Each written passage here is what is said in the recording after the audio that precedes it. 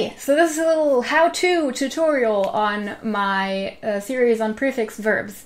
So I've linked the questions you might have on this topic in general here, so you can jump to them right away. If all of these seem clear to you, then you can just leave this video and spend your time on something else. First question, when do I separate the main verb from the prefix and when do I not do that?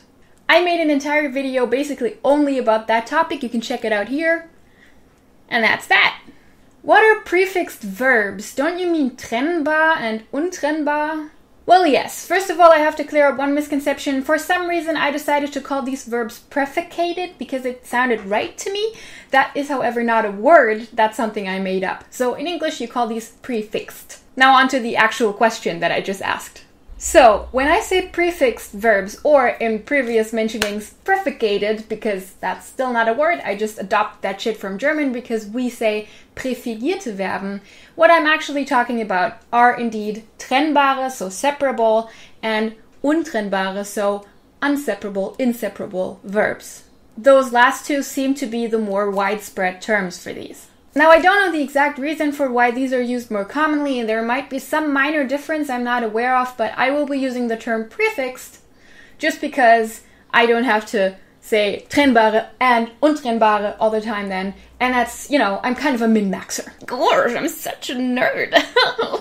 How are these videos sorted? So we're starting with the biggest subgroup of the three there are, that being the separable verbs, so the trennbare. Like I mentioned in the video I already linked earlier, you recognize these by the emphasis in the word falling onto the prefix. Beyond that, the episodes will be sorted alphabetically. So after this, I'll know everything there is to know about prefixed verbs? Well, if I'm posing the question like that, you're already gonna know that's not what's gonna happen. Sorry. Sadly, the most common meanings of the prefixes themselves are not universal in what they make a verb mean when they are attached to it. Certain combinations that come out of pressing a prefix onto a main verb have a very unique meaning that don't seem to have any relation to either the main verb or the prefix, as I will demonstrate in the videos. Also, luckily, thanks to the format that I'm going to be doing these in, I will be using a list of very common verbs that I will then be combining the prefixes with. Of course, only if that combination exists. You will find the list of verbs that I will be combining the prefixes with in every one of the video descriptions. That should make it easier to grasp kind of the spectrum of every one of these prefixes. At least that's what I'm hoping for. And that's it for this very short extra. I hope that's kind of a nice, round-up view, so I don't have to mention this at the start of every one of the little mini episodes. And I hope you feel like this helps you.